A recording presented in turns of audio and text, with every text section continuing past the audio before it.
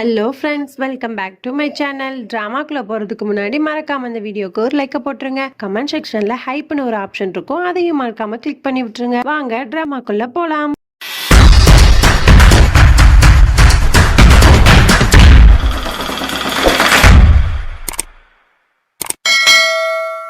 Starting சீன்ல நம்ம தியாவை தான் காட்டுறாங்க. அவ வந்து ஃபேக் ரதன் சிங் இருக்கான்ல, அவனோட ரூம்ல வந்து ஒரு கபோர்டுக்கு பின்னாடி ஒளிஞ்சிட்டு இருந்திருப்பா. அப்ப அந்த கபோர்டுக்கு மேல வந்து ஒரு ஃப்ளவர் ஜாடி இருக்கும், அது வந்து கீழே விழுற மாதிரி இருக்கும். அது தியா கவனிச்சிருக்க மாட்டாக்குன்னு இந்த பொய்யா ஒரு ரதன் சிங் வந்திருக்கான்ல, அவன் வந்து தியாவோட கையை பிடிச்சி இந்த பக்கமா இழுத்துறான். பார்த்தா அந்த பூஞ்சாடி வந்து கரெக்டா கீழே விழுந்துருது. ஜஸ்ட் மிஸ்ல வந்து தியாவோட தலையில விழ வேண்டியது இந்தவே வந்து காப்பாத்திருப்பான். உடனே அவன் சொல்றான், எதுக்காக இப்படி வந்து ஒளிஞ்சு நின்று நீ வேவு பார்த்துட்டு இருக்கீங்க?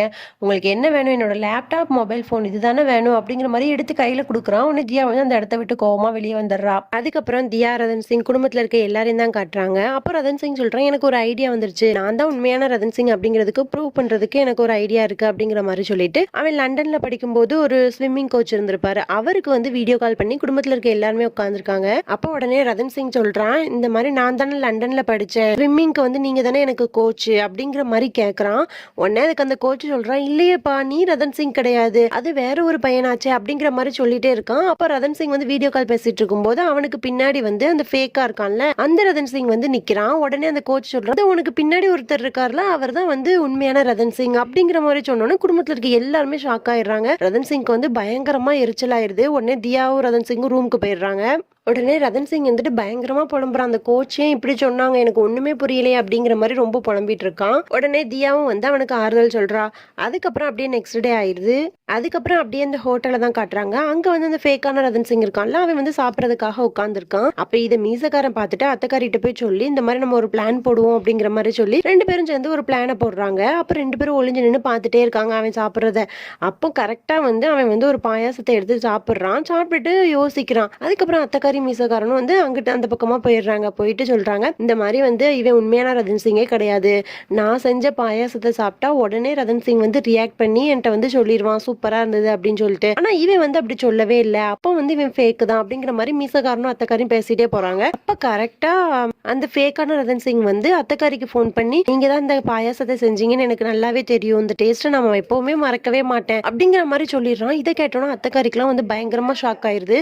உடனே விறுவிறுன்னு தியா கிட்ட போயிட்டு, இந்த மாதிரி தான் நடந்துச்சு, நாங்க வந்து நான் செஞ்ச பாயாசத்தை கொண்டு வந்து ஹோட்டல்ல கொடுக்குற மாதிரி கொடுத்தேன், ஆனா வந்து அவன் கரெக்டா கண்டுபிடிச்சிட்டான், அப்ப எனக்கு ரொம்ப கன்ஃபியூஸா இருக்கு, இப்ப யார் உண்மையான ரதன் சிங்னு எனக்கு தெரியல அப்படின்னு சொல்லிட்டு அவன் வந்து அழ ஆரம்பிச்சிடுறா. அதுக்கப்புறம் நம்ம தியாவை தான் காட்டுறாங்க. அவ இருந்துட்டு வந்து யோசிச்சுட்டே ரூமுக்கு போய் தூங்கலான்னு போறா. அப்ப பார்த்தா ரதன் சிங் தூங்கிட்டு இருந்தவன் வந்து தன்னால உளர ஆரம்பிச்சிடறான், நான் தான் உண்மையான ரதன் சிங், என்னை நம்புங்க நம்புங்க அப்படிங்கிற மாதிரி தூக்கத்துல உளர ஆரம்பிச்சிடறான். தியா வந்துட்டு அவனை சமாதானப்படுத்தி அப்படியே தூங்க வைக்கிறா. அப்ப தியா யோசிக்கிறா, இதுக்கு ஏதாவது ஒரு சீக்கிரமா ஏதாவது ஒரு முடிவு எடுத்தே ஆகணும், இல்லைன்னா வந்து பெரிய பிரச்சனை ஆயிரும் போல அப்படிங்கிற மாதிரி யோசிச்சுட்டு காலையிலேயே வந்து யாஷும் தியாவும் வந்து ஒரு இடத்துக்கு போறாங்க. போயிட்டு வயசான ஒரு கப்பிள்ஸை வந்து பாக்குறாங்க. அவங்க வீட்டுக்குள்ள போறாங்க. போய் பார்த்தா அங்க ஃபுல்லாவே ரதன் சிங்கோட போட்டோவா இருக்கு. ரதன் சிங் வந்து ஒவ்வொரு வேலையை பாக்குற மாதிரி இந்த மாதிரியான போட்டோவே தான் அங்க இருக்கு. ரெண்டு பேருமே ஷாக் ஆயிடுறாங்க. இவங்க எந்த இடத்துக்கு வந்திருப்பாங்க அப்படின்னா, அந்த மீத்தின்னு சொல்லிட்டு ஒரு புதுசா ஒரு வாயாடி வேலைக்காரி வந்திருப்பாள்ல, அவ வந்து ரதன் சிங்கை பார்த்துட்டு, ஏ தீபு தீபு நீ இன்னும் இங்க வந்திருக்க அப்படிங்கிற மாதிரி சொல்லியிருப்பாள்ல, அதை யோசிச்சுட்டு தான் அந்த அவளோட கிராமத்துக்கே போய் இந்த மாதிரி ஒரு தீப்புன்னு ஒருத்தர் இருக்கானா அப்படிங்கிற மாதிரி விசாரிக்கிறதுக்காக தான் போயிருப்பாங்க. அங்க போய் பார்த்தா உண்மையாவே ரதன் சிங் மாதிரியே ஒருத்தர் வந்து எல்லா போட்டோஸ்லயும் இருக்கிறான். உடனே அந்த வயசான கப்பல்ஸ்ட கேட்கறாங்க, இது யாரு அப்படிங்கிற மாதிரி கேட்டோன்னே, இது எங்களோட பையன் தீபு, இவன் வந்து நல்ல கோலி குண்டுலாம் வந்து சூப்பரா விளையாடுவான், ஆனா இப்ப அவனை காணோம் அப்படிங்கிற மாதிரிலாம் அவங்க சொன்னோன்னு வந்து பயங்கரமா ஷாக் ஆயிடுறாங்க. ராஷ்க்கும் தியாக்கும் ஒண்ணுமே புரியல. அதுக்கப்புறம் வந்து இது உண்மைதானா அப்படிங்கிற மாதிரி டெஸ்ட் பண்றதுக்காக என்ன பண்றாங்க அப்படின்னா, அரண்மனைக்கு வெளியே வந்து நிறைய பசங்களை வந்து கோலி குண்டு விளையாட வச்சுட்டு இருக்காங்க. அப்ப அந்த வழியா ரதன் சிங்கை போக வைக்கிறாங்க. உடனே ரதன் சிங்கும் சாதாரணமா அந்த இடத்துக்கு போறான். போய் பார்த்தா அங்க வந்து எல்லா பசங்களும் கோலி குண்டு விளையாடுறத பார்த்துட்டு அவனும் எடுத்து அதை வந்து பெர்ஃபெக்டா விளையாடுறான். வந்து குடும்பத்துல இருக்க எல்லாருமே வந்து ஒளிஞ்சு நின்று பார்த்துட்டு பயங்கரமா ஷாக் ஆயிடுறாங்க. அதுக்கப்புறம் ரதன் சிங் வந்து யாஷை வந்து திட்டிட்டு இருக்கான், உனக்கு என் மேல சந்தேகம் வந்துருச்சா யாஷ் அப்படிங்கிற மாதிரி திட்டிகிட்டு இருக்கான். உடனே யாஷ் சொல்றான், ஆமா நீ வந்து ஃபேக்கான ஆள் தான் நினைக்கிறேன், அந்த கோலி குண்டு வந்து உனக்கு எப்படி விளையாட தெரியும், சின்ன வயசுல இருந்து நம்ம அப்படி விளையாண்டதே கிடையாது, கிடையாது, நீ எப்படி இப்படி விளையாடுற, அப்ப நீ வந்து ஃபேக்கானவன் தானே அப்படிங்கிற மாதிரி வந்து யாஷ்க்கும் ரதன் சிங்க்கும் பயங்கரமா சண்டை வந்துருது. இதெல்லாம் கேட்டுட்டு தியா வந்து அந்த இடத்த விட்டு போக போறா. உடனே ரதன் சிங் வந்துட்டு தியாவோட கையை பிடிச்சு தயவு செஞ்சு நீயாச்சும் என்னை நம்பு, நான் தான் உண்மையான ரதன் சிங் அப்படிங்கிற மாதிரிலாம் அவன் எவ்வளவோ சொல்றான். ஆனா தியா இருந்துட்டு கையை உதறி விட்டுட்டு இந்த மாதிரி நான் யாரையும் நம்ப விரும்பல ரதன் சிங், இப்ப வரைக்கும் எல்லாமே வந்து ஒரு மாயமா இருக்கு, அதனால வந்து உண்மை என்னன்னு தெரிஞ்சதுக்கு அப்புறம் தான் வந்து நான் யாரு உண்மையான ரதன் சிங்ங்கிறதே நம்புவேன், அதை அப்ப பாத்துக்கலாம், அது வரைக்கும் வந்து நம்ம டிஸ்டன்ஸே மெயின்டைன் பண்ணலாம் அப்படிங்கிற மாதிரி சொல்லிட்டு தியா அந்த இடத்த விட்டு போயிடுறா. இது எல்லாத்தையுமே குடும்பத்துல இருக்க எல்லாரும் பாக்குறாங்க. அந்த ஃபேக்கான ஆளுமே பாத்துட்டு இருக்கான். அதுக்கப்புறம் தியாவும் ரதன் சிங்கும் ரூமுக்கு போயிடுறாங்க. அங்க போயிட்டு ரதன் சிங் வந்துட்டு எதுக்காக தியா நீ என் மேல இப்படி கோவப்படுற அப்படிங்கிற மாதிரிலாம் கேட்டுட்டு இருக்கான். உடனே தியா வந்துட்டு விழுந்து விழுந்து சிரிக்கிறா. ஐயோ ரதன் சிங், இது எல்லாமே பிளான் தான். அப்பதான் வந்து அந்த ஃபேக்கா வந்திருக்கான்ல ஒருத்தன், அவன் வந்து நான் உன்னை வெறுக்கிறேன், உன் மேல வந்து டவுட் வந்துருச்சு அப்படிங்கிறத அவன் நம்புவான், அதுக்காக தான் நான் இப்படி பண்ணிட்டு இருக்கேன், நான் என்னைக்குமே நீ தான் உண்மையான ரதன் சிங், ஓகேவா அப்படிங்கிற மாதிரி வந்து அவளும் சொல்லிட்டு இருக்கா. அதுக்கப்புறம் அந்த ஃபேக்கா இருக்கான்ல அந்த ரதன் சிங்கை தான் காட்டுறாங்க. அவன் என்ன பண்றான் அப்படின்னா யாருக்கோ கால் பண்ணி இந்த மாதிரி எல்லாமே நம்மளோட பிளான் படி தான் போய்கிட்டு இருக்கு, தியாக்கு வந்து ரதன் சிங் மேல இருந்த உண்மையான நம்பிக்கை வந்து இப்ப கொஞ்சம் கொஞ்சமா போக ஆரம்பிச்சிருச்சு, குடும்பத்துல இருக்க எல்லாருக்குமே வந்து உண்மையான ரதன் சிங் யாரு அப்படிங்கறது டவுட்டுமே வந்துருச்சு, அதனால எல்லாமே நல்லபடியா போகுது, நம்மளோட பிளானை வந்து அடுத்தடுத்த ஸ்டெப்புக்கு கொண்டு போகலாம் அப்படிங்கிற மாதிரி பேசிட்டு ஒரு இருட்டான ஒரு ரூம்குள்ள போறான். அங்க போய் பார்த்தா ரதன் சிங் வீட்டுல இருக்க எல்லாரும் என்னென்ன ஆக்டிவிட்டிஸ் பண்றாங்க அப்படிங்கிற எல்லா விஷயமுமே வந்து அங்க கேமரால ஓடிட்டு இருக்கு. உடனே இவன் பயங்கர கோவமா ஒரு கன் எடுத்து ரதன் சிங் இருக்க அந்த கம்ப்யூட்டரையும் அத்தக்காரிய வாட்ச் பண்ணிட்டு இருக்க கம்ப்யூட்டரையும் வந்து கன்னை வச்சு ஷூட் பண்ணிடுறான். அதுக்கப்புறம் தியாவி ரதன் சிங் தான் காட்டுறாங்க. ரெண்டு பேருமே வந்து ஜன்னல் பக்கமா உட்காந்து மனசை விட்டு ரொம்ப அழகா பேசிட்டு இருக்காங்க. இப்ப கரெக்டா நிறைய மின்மினி பூச்சிகள்லாம் வருது. அது ரெண்டு பேரும் சேர்ந்து ரசிச்சுட்டு அப்படியே ஜன்னல் வழியா நிலாவையும் பார்த்துட்டு அப்படியே ரெண்டு பேரும் வந்து ஜாலியா பேசிட்டு இருக்காங்க. அதுக்கப்புறம் அப்படியே நெக்ஸ்ட் டே ஆயிருது. தியா இருந்துட்டு ரதன் சிங் இந்த நாட்டுக்கு வரும்போது எடுத்த பிக்ஸ் எல்லாத்தையும் வந்து ஒரு போர்ட்ல ஒட்டி வச்சிருக்கா. அதுக்கப்புறம் வந்து ஒரு வயசான கப்பிள்ஸை பார்க்க போனாங்கல்ல, அப்ப கிடைச்ச போட்டோஸை எடுத்துட்டு வந்து ஒரு போர்ட்ல ஒட்டி வச்சு அது எல்லாத்தையுமே பார்த்துட்டு இருக்கா. அதுக்கப்புறம் அப்படியே நெக்ஸ்ட் டே ஆயிருது. எல்லாருமே வந்து ஒரு பூஜை பண்றதுக்காக வந்து அசம்பிள் ஆயிருக்காங்க. அப்போ வந்து அத்தக்காரி சொல்றா இந்த மாதிரி உண்மையான ரதன் சிங் யாரு அப்படிங்கிறது தெரியல, அதனால ரெண்டு பேரும் சேர்ந்து இந்த பூஜையை பண்ணுங்க அப்படிங்கிற மாதிரி சொன்னா ரெண்டு பேருமே சேர்ந்து இந்த பூஜையை பண்ண போறாங்க. கரெக்டா அந்த டைமுக்கு வந்து நிறுத்துங்க அப்படிங்கிற மாதிரி சொல்லிட்டு யாரு வந்து கன்னோட நிக்கிறா அப்படின்னா யாஷ் ஒய்ஃப் இருக்கால அவளோட அம்மா, அவ வந்து ஜெயில இருந்து தப்பிச்சு வந்து கன்னோட வந்து இங்க நிக்கிறா. இதை பார்த்தோன்னே குடும்பத்துல இருக்க எல்லாருமே வந்து பயங்கரமா ஷாக் ஆயிடுறாங்க. அவ வந்துட்டு டக்குன்னு தியாவை பிடிச்சிட்டு இந்த மாதிரி இவ்வளவுதான் நான் இன்னைக்கு ஜெயில இருக்கேன், அதனால இன்னைக்கு இவ்வளவு கொல்லாம விட மாட்டேன் அப்படிங்கிற மாதிரி சொல்லிட்டு அவளோட தலையில வந்து கன்னை வச்சு எல்லாரையும் மிரட்டிட்டு இருக்கா. அப்ப உடனே உண்மையான ரதன் சிங் வந்து பயங்கரமா துடிச்சு போயிட்டு தியாவை விட்டுருங்க விட்டுருங்க அப்படிங்கிற மாதிரி கத்திட்டு இருக்கான். உடனே அந்த யாஷ் ஒய்ஃபோட அம்மாக்காரி என்ன பண்றா அப்படின்னா ரதன் சிங் வந்து அப்படியே ஷூட் பண்ணிடுறா. டக்குன்னு ரதன் சிங் வந்து கீழே போய் அப்படியே விழுந்துடுறான். அதுக்கப்புறம் அந்த ஃபேக்கா இருக்கான ரதன் சிங் அவன் இருந்துட்டு என்ன சொல்றான் அப்படின்னா இந்த மாதிரி என்னோட உயிரவனா எடுத்துக்கோங்க அப்படிங்கிற மாதிரி சொல்லிட்டு அவள்கிட்ட வந்து கெஞ்சிக்கிட்டு இருக்கான். உடனே அவன் என்ன பண்றா அப்படின்னா இவனையுமே ஷூட் பண்ணிடுறா. அப்புறம் பார்த்தா உண்மையான ரதன் சிங் ஃபேக்கா நடிச்சிட்டு இருக்க ரதன் சிங் ரெண்டு பேருமே கீழே விழுந்து கிடக்குறாங்க. அப்ப குடும்பத்துல இருக்க எல்லாரும் டக்குன்னு என்ன பண்றாங்க அப்படின்னா அவங்களுக்கு ரெண்டு பேரோட பிளட் சாம்பிளையும் எடுத்து டிஎன்ஏ டெஸ்ட்டுக்கு வந்து அனுப்பி விட்டுறாங்க. இப்போ உடனே ரதன் சிங் வந்து அப்படியே மயக்கத்துல இருந்து எந்திக்கிறான். இன்னும் இந்த ஷூட் தானே பண்ணாங்க, நான் இறக்கலையா அப்படிங்கிற மாதிரி அவன் சொல்லிட்டு இருக்கான். உடனே அங்க இருக்க எல்லாருமே வந்து கோவமா வந்து ரதன் சிங்கை பார்த்துட்டே இருக்காங்க. அப்புறம் குடும்பத்துல இருக்க எல்லாருமே இருக்காங்க. அப்போ உடனே ரதன் சிங் வந்துட்டு என்னாச்சு அப்படிங்கிற மாதிரி கேட்டோன்னு நீ வந்து ஃபேக்கா இத்தனை வருஷமா எங்களை வந்து ஏமாத்திட்டு இப்போ என்னாச்சுன்னு ஒண்ணுமே தெரியாத மாதிரி நடிக்கிறியா அப்படிங்கிற மாதிரி பேசிட்டு தியா வந்து செவுட்ல ஒரு அடி அடிச்சிடுறா ரதன் சிங்க. டிஎன்ஏ ரிப்போர்ட் வந்துட்டு நீ தான் வந்து ஃபேக்கான ரதன் சிங், இத்தனை வருஷமா எங்களை நீ இப்படி நம்ப வச்சு ஏமாத்திட்டிய அப்படின்னு சொல்லிட்டு இந்த வீட்டை விட்டு தயவு செஞ்சு வெளியே போ அப்படிங்கிற மாதிரி சொல்லி ரெண்டு வேலைக்காரங்களை கூப்பிட்டு அவனை பிடிச்சி வெளியே தள்ளுங்க அப்படிங்கிற மாதிரி பயங்கரமா கோவமாயிடுறா.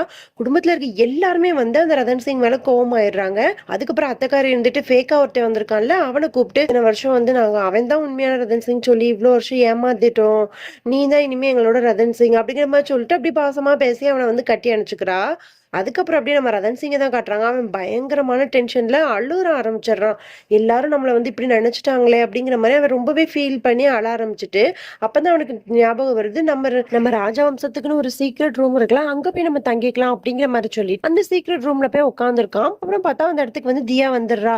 உடனே ரதன் சிங் வந்து பயங்கரமா எமோஷனல் ஆயிடுறான். எல்லாரும் நீ இப்படி நினைச்சிட்டீங்கல்ல அப்படிங்கிற மாதிரி சொல்லி அழ ஆரம்பிச்சிடறான். உடனே தியா சொல்றா ரதன் சிங் ஃபீல் பண்ணாத, இது எல்லாமே ஒரு நல்லதுக்கு தான், நாங்க வந்து இப்படி பிளான் பண்ணா மட்டும்தான் எதிரி வந்து என்ன நோக்கத்துக்காக இங்க வந்திருக்கான் அப்படிங்கறத வந்து எங்களால ஐடென்டிஃபை பண்ண முடியும், உனக்கு புரிஞ்சுக்கோ அப்படின்னு சொல்லிட்டு அவனோட கண்ணத்தெல்லாம் பிடிச்சு பேசி அப்படியே பாசமா பேசி அவனை வந்து அப்படியே சமாதானப்படுத்துறா. அதுக்கப்புறம் அந்த ஃபேக்கா இருக்கான்ல ஒரு ரதன் சிங், அவனை காட்டுறாங்க. அவன் ஒரு லாரி ஃபுல்லாவே நிறைய துப்பாக்கி அந்த மாதிரி நிறைய ஐட்டம்ஸை வந்து ஒரு மூட்டையில கட்டி வீட்டுக்குள்ள கொண்டு போறதுக்காக பிளான் போட்டுட்டு இருக்கான். அதுக்கப்புறம் அப்படியே நெக்ஸ்ட் டே ஆகிருது. தியா அப்புறம் அந்த ஃபேக்கான ரதன் சிங் இவங்க 2 பேரும் நிக்கிறாங்க. ஹோட்டல்ல வந்து ஏதோ ஒரு ஃபங்க்ஷன் நடக்க போகுது. அதுக்காக எல்லா ஏற்பாடும் பண்ணிட்டு இருக்காங்க. அப்போ அந்த ஃபேக்கா இருக்கான்ல அவன் சொல்றான், என்ன தியா நீ என்னோட மனைவின்னு நெத்தியில பொட்டு இல்லாம இருக்க அப்படிங்கிற மாதிரி சொல்லிட்டு நெத்தியில அப்படியே குங்குமத்தை எடுத்து வைக்க வரான். டக்குன்னு ஒருத்தன் வந்து தியா மேல தடிக்க விழுற மாதிரி அவன் மேலேயே போய் விழுந்துடுறான். அவனை அவர் வந்துட்டு எந்திரிங்க, நீ யார் ஏன் மேல வந்து விழுறீங்க அப்படின்னு சொல்லிட்டு கத்திட்டு இருக்கா. உடனே அந்த ஆள் யாருன்னு பார்த்தா ரதன் சிங். அவன் தான் வந்து ஒரு வேஷம் போட்டு அந்த இடத்துக்கு வந்திருப்பான். உடனே அவன் கண்ண காட்டணும்னா தியாவுக்கு வந்து புரிஞ்சிருது. ரதன் சிங் வந்து ஒரு மியூசிக் வாசிக்கிற ஒருத்தனா தான் வந்திருந்திருப்பான். உடனே அதை வாசிச்சுட்டே அப்படியே அந்த இடத்த விட்டு எஸ்கேப் ஆயிடுறான். அதுக்கப்புறம் வந்து தியா இருந்துட்டு யோசிச்சுக்கிட்டே நடந்து வந்துட்டு இருக்கா. அப்ப பார்த்தா நிறைய வேலைக்காரங்க வந்து மூட்டை மூட்டையா எதையோ கொண்டு போறாங்க. உடனே அவளுக்கு சந்தேகம் வந்துருது. உடனே யாஷு வந்து அதை எல்லாத்தையும் செக் பண்ணதுக்காக செக் பண்ணணும் இல்லைங்க அப்படிங்கிற மாதிரிலாம் சொல்லிட்டு இருக்காங்க. அந்த மூட்டை ஃபுல்லாவே இவங்க கொண்டு வந்த கன்ஸ் அந்த மாதிரி நிறைய ஆயுதங்கள் தான் அது உள்ள இருக்கும். உடனே அந்த ஃபேக்கா இருக்க ரதன் சிங் என்ன பண்றான்னா, இவங்க செக் பண்ணுவாங்களே அப்படின்னு சொல்லிட்டு பயந்து பின்னாடி வந்து அவன் கண்ணை வச்சிருக்கான். அதை எடுத்து இவங்களை மிரட்டிடலாம் அப்படின்னு சொல்லிட்டு அதை எடுக்கலான்னு போறான். டக்குன்னு வந்து பக்கத்துல வெடிக்க ஆரம்பிச்சிருது. உடனே எல்லாரும் போய் அங்க என்னாச்சு அப்படிங்கிற மாதிரி பார்க்க போயிடுறாங்க. அதுக்குள்ள இவங்க வந்து மூட்டையை மாத்திடுறாங்க. அதுக்கப்புறம் தியா வந்துட்டு அந்த மூட்டையை செக் பண்ணலான்னு ஓபன் பண்றா. உள்ள பார்த்தா அரிசி பருப்பு இந்த மாதிரி மளிகை ஜாமான் மட்டும் தான் இருக்கு. அதுக்கப்புறம் அவங்க அந்த இடத்த விட்டு போயிடுறாங்க. அதுக்கப்புறம் ரதன் சிங் இந்தியாவையும் தான் காட்டுறாங்க. 2 பேரும் வந்து சீக்ரெட் ரூமுக்குள்ள இருக்காங்க. அப்போ ரதன் சிங் வந்து தலப்பாகலாம் கட்டி ஒரு கெட்ட போட்டிருக்காங்க. அதெல்லாம் தியா வந்து அவுத்து விட்டுட்டு அதெல்லாம் சரி பண்ணி அவனுக்கு அப்படியே மாத்தி விட்டுட்டு இருக்கா. அப்போ அப்படியே 2 பேருமே அப்படியே ரொமான்டிக்கா அப்படியே பார்த்துட்டே இருக்காங்க. அதுக்கப்புறம் அப்படியே நெக்ஸ்ட் டே ஆகிடுது. எல்லாருமே வந்து அந்த ஃபங்க்ஷனுக்கு ரெடி ஆகிறதுக்காக எல்லா வேலையும் பண்ணிட்டு இருக்காங்க. அப்போ வந்து ரதன் சிங் வந்து அந்த மியூசிக் அப்படியே வாசிச்சுட்டே உட்காந்துருக்கான். அப்போ ஒரு விஷயத்த நோட் பண்றான். என்ன நோட் பண்றான் அப்படின்னா, அந்த ஃபேக்கா இருக்கான ரதன் சிங் அவனும் அந்த மீத்தின்னு ஒரு வாயாடி பொண்ணு இருந்தா தெரியுமா, அவங்க 2 பேரும் ஏதோ சைகையிலே பேசிக்கிற மாதிரி இவன் நோட் பண்றான். இதை கொண்டு போய் தியா கிட்ட இந்த மாதிரி நான் ஒண்ணு பார்த்தேன் அப்படிங்கிற மாதிரி சொல்றான். அதுக்கப்புறம் தியா என்ன பண்றா அப்படின்னா, அதுல இருந்து அந்த மீத்தி பொண்ணு வந்து வாட்ச் பண்ணிட்டே இருக்கா. அதுக்கப்புறம் அந்த ஃபேக்கா இருக்கான ரதன் சிங் அவன் என்ன பண்றா அப்படின்னா, ஒரு பேப்பர்ல வந்து ஒரு 4 நம்பர்ஸை எழுதி அதை அந்த மீத்தி கிட்ட வந்து யாருக்கும் தெரியாதனமா வந்து நைஸா கொடுக்குறான். அதை வந்து தியா வந்து ஒளிஞ்சிருந்து பாத்துறா. அதுக்கப்புறம் வந்து அந்த மீத்தி பொண்ணு அந்த நம்பரை பார்த்துட்டு அதை கசக்கி வந்து டஸ்ட்பின்ல போட்டுட்டு போயிடறா. அதையும் தியா பார்த்துட்டு அந்த டஸ்ட்பின்ல போயிட்டு அந்த பேப்பரை எடுத்து ரதன் சிங் கிட்ட வந்து இந்த மாதிரி இந்த கோட் வேர்டு போல இருக்குது, ஆனா இது என்னதுன்னு தெரியலையே அப்படின்னு சொல்லிட்டு ரொம்ப புலம்பிட்டே இருக்கா. அதுக்கப்புறம் தியா, யாஷ், அத்தக்காரி, மீசக்காரன், அதுக்கப்புறம் அந்த ஃபேக்கா இருக்கான்னா அவன் எல்லாரும் உட்காந்துருக்காங்க. அப்போ அந்த ஃபேக்கா இருக்கான் அவன் சொல்றான், இந்த மாதிரி வர கெஸ்ட்டுக்கு வந்து நம்ம இந்த மாதிரி ஒரு முத்தாலான மாலையை வந்து கொடுப்போம் அப்படின்னு சொல்லிட்டு அந்த டிசைன்லாம் வந்து எல்லாத்தையும் காமிச்சிட்டு இருக்கான். அப்போ அந்த பிளேட்ல வந்து அந்த மாலை எல்லாத்தையும் வந்து வச்சிருக்காங்க. ஒரு 3 முக்கியமான கெஸ்ட் வந்து வராங்க ஃபாரின்ல இருந்து. அவங்களுக்காக தான் இதை ரெடி பண்ணியிருப்பாங்க. அப்போ சடனா அந்த டைம்ல வந்து கரண்ட் வந்து கட் ஆயிடுது. உடனே தியா வந்து அந்த பிளேட்டை வந்து அப்படியே தொட்டு பார்க்குறா. ஒரு நெக்லஸை வந்து காணும். அப்புறம் திரும்ப கரண்ட் வந்தோடனே திரும்ப அந்த நெக்லஸ் வந்து அதே இடத்துல தான் இருக்கு. உடனே தியாவுக்கு வந்து பயங்கரமா கன்ஃபியூஸ் ஆகுது. அதுக்கப்புறம் தியா போய் நடந்த எல்லாத்தையும் ரதன் சிங்கிட்ட சொல்லிட்டு, இந்த கோட் வேர்டு கண்டிப்பா அந்த நெக்லஸ்ல ஏதோ ஒன்னா தான் இருக்கணும் போல, அப்படிதான் எனக்கு சந்தேகம் வருது அப்படிங்கிற மாதிரி 2 பேரும் பேசிட்டு இருக்காங்க. ஓகே ஃப்ரெண்ட்ஸ், இதோட நம்ம இந்த பாட்டை முடிச்சுக்கலாம். நாளைக்கு பார்க்கலாம். பாய். மறக்காம சர்ப்ரைஸ் பண்ணுங்க. தேங்க்யூ.